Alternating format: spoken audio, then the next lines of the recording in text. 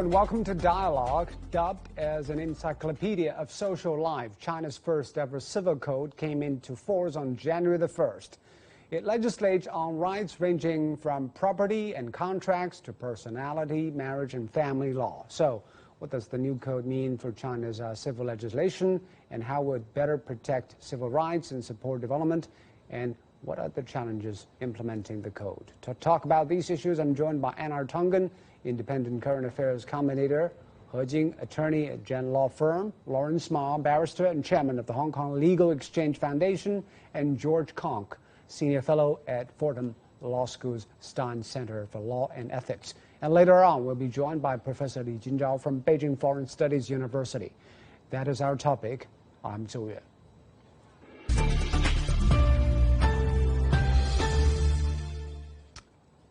Let me start with you, He Jing.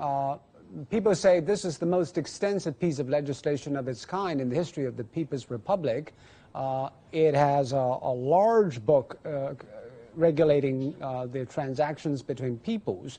What does make the civil code different from any other codes? Well, civil code is very important because it really deals with private parties' interest. You know, in China, we actually using the civil code to deal with a lot of civil issues and also commercial contractual issues. That's really relevant to all of us. You know, this is really a book. It has nearly like 100,000 words, like 1,200 articles. So it's very pervasive, covering lots of things that are relevant to all of us.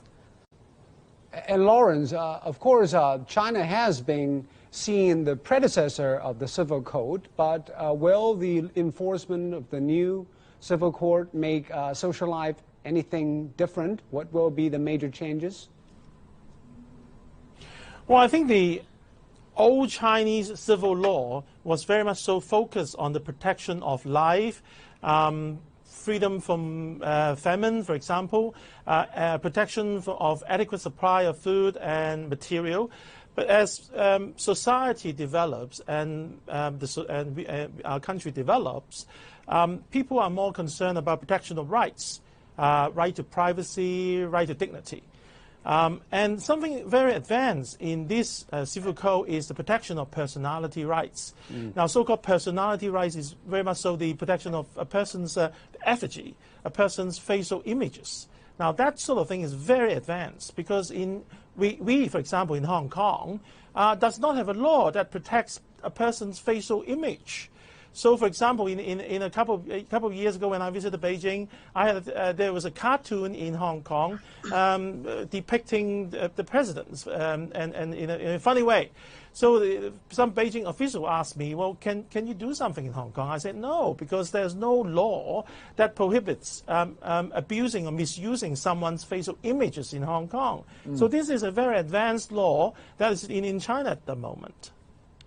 And George, I know that you've been studying China's civil code for some time. What is your reading?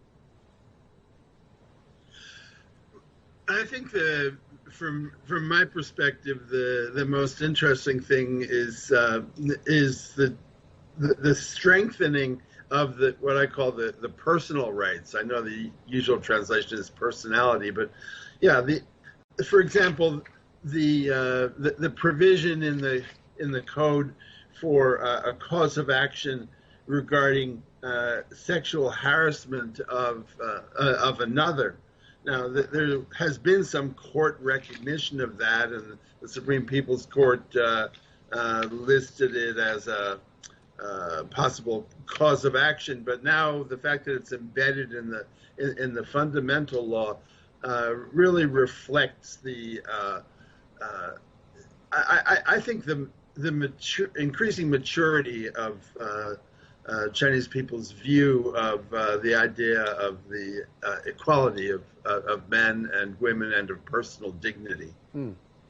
And of course, Einar, many people say that the Chinese has been value collective benefits. That's a collectivism society. Then it seems the enforcement of the civil code will stress more on personal rights and personality rights, as we just understand.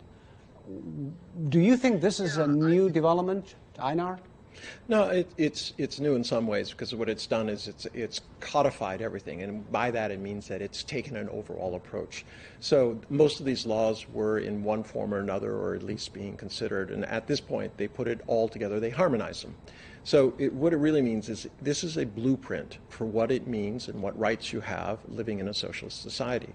And I agree with my colleague. In the beginning it was all about property rights. Now it's about individual rights and what that means. And a very important part of that is your electronic rights. All right, what is it? Can companies, internet companies, use your information, and under what circumstances, and what permissions do they have to do? So this is very forward-thinking in the sense that it's thinking beyond, the prosaic today and towards the digital economy. Oh. But He Jing, I know that this is probably new to many Chinese. Some of them, probably they don't even realize that they have the rights to protect their images, their digital footprints. How difficult will be the enforcement of those laws? Because it might be a new thing for courts as well. Yes, actually the enforcement always comes two parts, right? The one part for the enforcement is by the government. So we have a very strong the cyber enforcement authority. But this law really gives the private party the rights to seek damage directly from the court. This really means that the parties can get the damages from the other side. In fact, what's really meaningful for this new law is it has this very fine distinction between privacy and also personality rights. This actually, the fine distinctions allows the private party to protect something that really essential to the dignity of a human being, but at the same time, when you distinguish the personal right, the personal information rights, it actually allows you to put that into transaction. So, at a certain extent, that one day the private party can benefit from their digital footprint. That's actually a very meaningful way to deal with that. So this law actually opens up lots of interesting opportunities. Actually, now it's the first time to recognize that the data may be protected as some sort of a property rights, but which is going to be left to the future legislations. And also virtual assets can be protected as well. So this is actually opened up lots of possibilities for the future. But we have seen many practices of people's photos are being used and sometimes abused, especially on social media. People's digital information about their biological information have been used. Absolutely, yeah. Will that be protected, and how? Because yes, it seems to be very rampant right now. Yes, you got to rely on the lawsuit. Keep in mind, right? The law just become effective since January 1st. In fact, there are actually a handful of decisions just come out based on this new civil law. We have not seen any new decisions on the digital image side, but we have seen the cases related to the environmental protection. Actually, the very first time the punitive damages are now allowed for pollution cases. This is actually really coming from the civil law. I'm actually predicting that before long, then we're going to see a queue of cases where the private parties go after maybe the landlords, go after some property management companies for illegally handling the images. So I think that's going to come. This is really give the private parties the right to seek damages, monetary damages. Lawrence, you're a law expert, and how do you foresee the enforcement of such a new civil code and its requirements on people's behaviors? Well, I think there are many law enforcement agencies in the mainland China. But of course, there are new agencies that may have to establish or be established, new ones, to enforce the laws. For example, for effigies, for example, there's currently no authority that would be able to enforce that law. For example, there's also regulations towards human cloning. Now, as far as I'm aware, there has been no human cloning agencies so far in the mainland China that regulates or implements the law. So what is important is whether do we need a separate regulation that empowers or creates an enforcement agency for the purpose of regulating human cloning, for example. And George, I want you to weigh in on this because obviously technology has expanded the frontiers of human activities. That also means legislators have a busy job and sometimes hard one to catch up with. Yeah, and I think it's important to recognize that the Supreme People's Court does a lot of work about to make effective these general principles. For example, using only Section 36 of the 2009 Tort Code, they developed a series of regulations and rules for trial courts for what I call network torts, so that misuse of your name, of your trade name, unfair competition was recognized as a cause of action, and back in 2014, and so much of what's embedded now in the fundamental law has been developing through the increasingly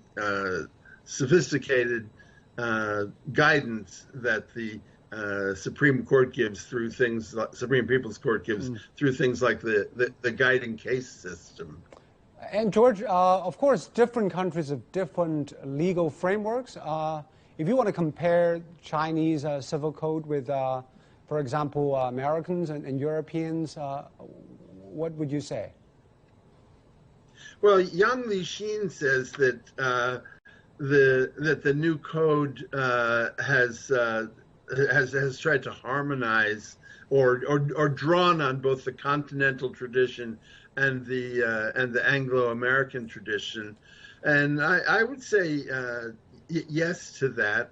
But I think that the development of personal rights in the new code is really innovative, especially from what we call the continental or the code-based tradition. It has developed in many ways in the common law system, but I think it's an innovation in the code-based systems. Yeah.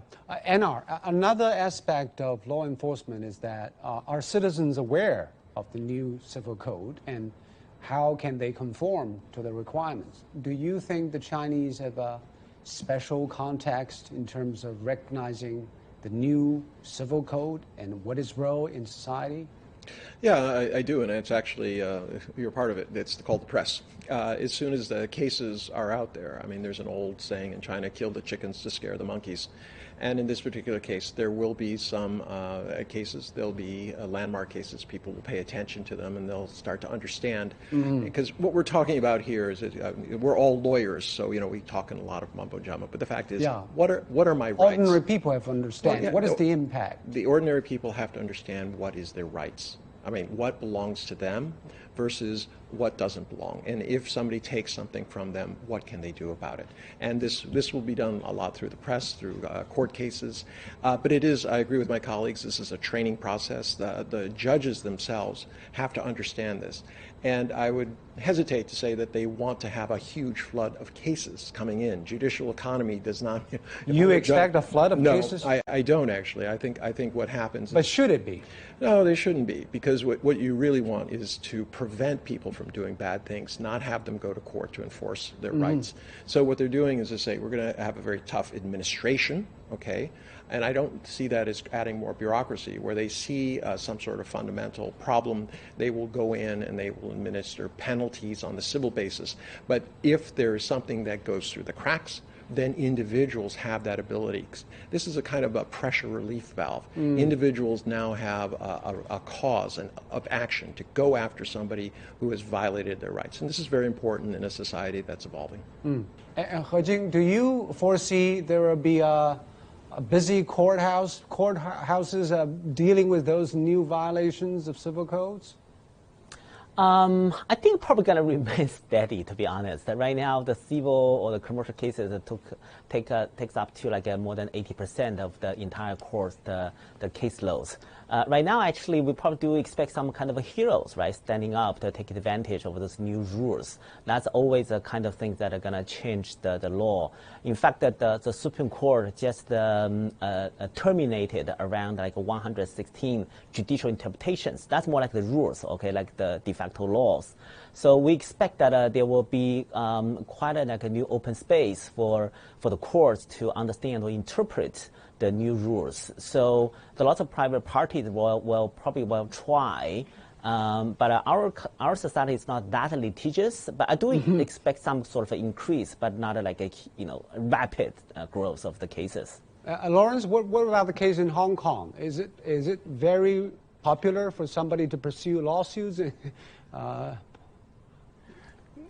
Well, just to pick up on the question that the other fellows have answered, if you compare the common law system with the civil law system is much simpler because everything is codified, it's written law, whereas in our system it's more complex because we have judicial decisions and they are really part of the law, and you got to read all these cases and precedents so as to understand how judges read a statute. So when you say, well, would people in China be having difficulties in understanding? I think it wouldn't be as difficult as it is in our common law system. Okay. So I wouldn't be worrying about people not be able to understand it. Yes. Okay. But coming back to the point about lawsuits in Hong Kong. Yes, go ahead. Yes, there are, because people in Hong Kong do have lawsuits because rights are severely taken by, and people do engage people have trust in our Hong Kong legal system because we have an independent judiciary and we have a lot of precedents from various common law jurisdictions to guide us on how a just and equitable outcome is to be reached.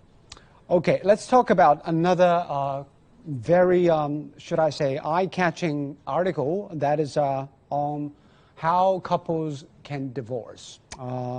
That's a hotly debated article, the cooling off period. It requires couples to basically seeking divorce and wait 30 days before finalizing the split, although this does not apply in cases involving domestic violence and abuse. So Einar, why divorcees have to wait 30 days to split? What is the legislator's intent? Well, quite frankly, it's a very short time. If you go to the United States, they have a cooling off period. It depends how suffering you are in the marriage. Let's just take COVID-19. After the quarantine was lifted throughout China, there was a stampede to the divorce courts. People just got sick and tired of each other. People under 30 in China, if they get married under 30, 50% are resulting in divorce. And it's not in... That's a very high percentage. It's a very high percentage. You see it in other places in the world, but the issue is that people have to think a little bit more carefully, getting involved in marriage. So you're presuming they have not thought carefully if they go to the divorce court? Look, if you were locked up with somebody for 6 weeks or 3 months, and all of a sudden all you can think of is I need to get a divorce, actually you should take a period of time. This was an extraordinary event to be locked up with somebody like that. And barring domestic violence, there should be some attempt to save the marriage. Otherwise, people will change marriages, left their jobs. But He Jing, the civil code, when it was adopted, they didn't, I think, consider the factor of COVID, did they? Yeah, I don't think so. This actually civil code is very interesting. It's both very forward-looking and also has a lot of value-based consideration. This is the cooling off period is one of them. The legislators certainly want the couples to be careful about their marriage. And another example I can give to you about this value-based consideration is like the residential rights for the property. That's apparently designed for taking care of elderly people, taking care of the aging society. This means that the older people may be able to save their right to live in the same property, even though the property is being sold. So this is really value-based consideration. This is very thoughtful consideration by the legislators. Though you can see they deal with both those electronic images, right, the deep fakes, the technology stuff, and also this the family, the consideration. We have Professor Li Jingzhao joining us on the line. You are the only female guest today. So what is your thoughts on cooling off period of 30 days before divorce? Thank you for having me on this topic. Well, I think my first reaction is similar to most people, which is absurd. Actually, according to online survey, according to online survey, 95% responses were, well, we should have cooling off for marriage instead of for divorce. But after I did research, I'm kind that of will be very convinced unpopular, Professor Li. I'm convinced because actually the government has conducted trials of cooling off period counseling in 6 different provinces, including Sichuan, Shandong, Guangdong, and several other provinces. And it showed that through this cooling off period, at that time the trial lasted either for 1 month or 3 months, they could reduce the divorce rate by 40%. I was really shocked when I read those experiments, those results. So when they added that into the civil code, they made it only 1 month, the cooling off period for 1 month. Well, it does make filing for divorce difficult because in the past you only had to make 1 trip to get the divorce done. But now you have to make 2 Let's come trips. back to He Jing. So is it the intent of the legislators to make divorce difficult? And is it really legitimate to make it more difficult? I think intention to have people to be more cautious, okay? And, well, it's a choice What of about they don't legislators. like caution? Well, that's the choice of the legislators, right? This is the job of legislators. They have their value call. They think that's that they have a certain way to looking at how the family, how the marriage should be handled. So legislator make that call. Lawrence, your take? Yes. Yes, now you got to compare with other countries. Like in Australia, there's a statutory mandatory period of separation of 1 year before you can even apply for divorce. In Hong Kong, there's a that's more mandatory difficult. requirement of 2 years separations. Yes, it's more difficult for Yeah. people to divorce. It's not a cooling down period. It's actually a mandatory period that you cannot apply to court for divorce within that period. Right. So China actually Yeah. has one of them, a very minimal cooling off period. In the United States, it's the same. Right. It goes from 6 months. Generally, there's a counseling that goes in But there. before this cooling off statute came into place, people still got divorced. Why we have to change it with a Well, 30-day cooling off? You just heard the statistics. What is wrong with divorce? Well, what is wrong with the divorce is that look how much money is put into the marriage itself, the actual wedding ceremony. Then you get the disruption. You have 2 people now who are divorced. It's much harder for them to get remarried. It is disruptive to society. There's all sorts of reasons why you don't want people treating marriage like it's buying a car. It's not what it is. So with 1 month, if they can save 40% of those marriages, there's also judicial economy. You don't want everyone filing for divorce and then getting remarried and then divorced. It should not be something that is taken lightly. The state has an interest in marriage because it protects the children, it protects the parents, the grandparents. And so, yes, this is a societal value. And Professor Li, of course, the divorce rate in China has been rising since the turn of the century. It has been increasing about 0.2 divorces per 1,000 every year. So the context is that people are more easy to go to divorce when their marriage is a problem. We do see the rise of what we call the impulsive divorce, which is mostly caused by impulsive marriage. But in general, the divorce rate in China is still very low as compared to many other countries. So I think the media has really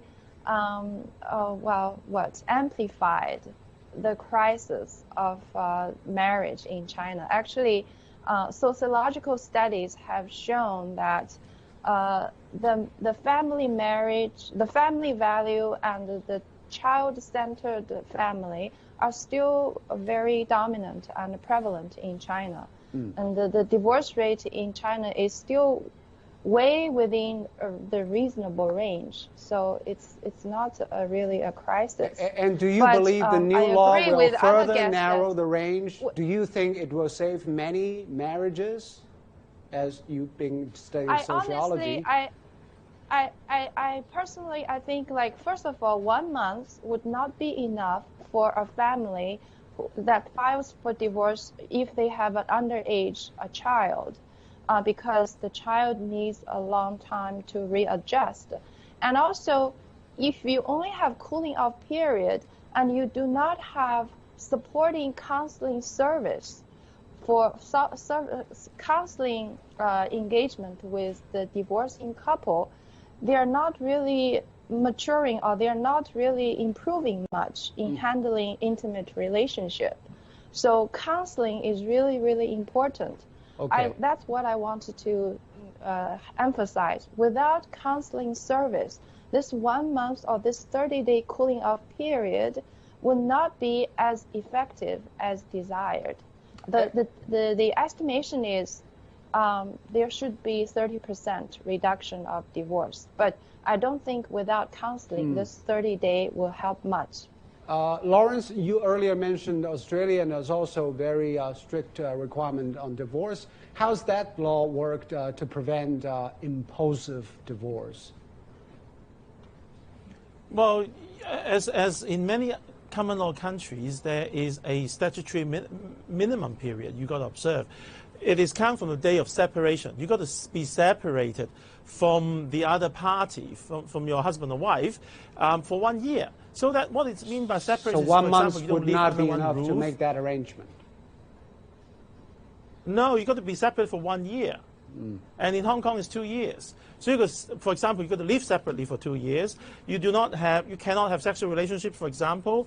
You do not share your finances together, for example. So these are all factors that counts towards whether you've actually separated from the other from the other side. And if you have, then you are counted 2 year period or 1 year period is counted as full separation. Then you can apply. But He Jing, there's some special context here in China. For example, a couple probably cannot afford to live separately. They share the house. And also, probably we don't have very mature marriage counselors in this country. They don't have anywhere to go. Well, I think that really indeed a different context. Like I said before, before this law was passed, there was no such a requirements, right, for the couple to get divorced. This is the adding of this cooling period that is an effort, I think, for the legislator to choose to handle whatever the crisis or problems our Chinese society may be having with marriage. Of course, that's in the eyes of the legislator. This is an attempt to make some sort of a difference. Again, this is very cultural. All right, we're running out of time. Thank you very much, He Jing. Thank you, Lawrence. Thank you, Professor Li, and thank you, NR. I hope marriage as a happy institution can be workable. Thank you very much for watching this edition of Dialogue. I'm Zhu in Beijing. Goodbye.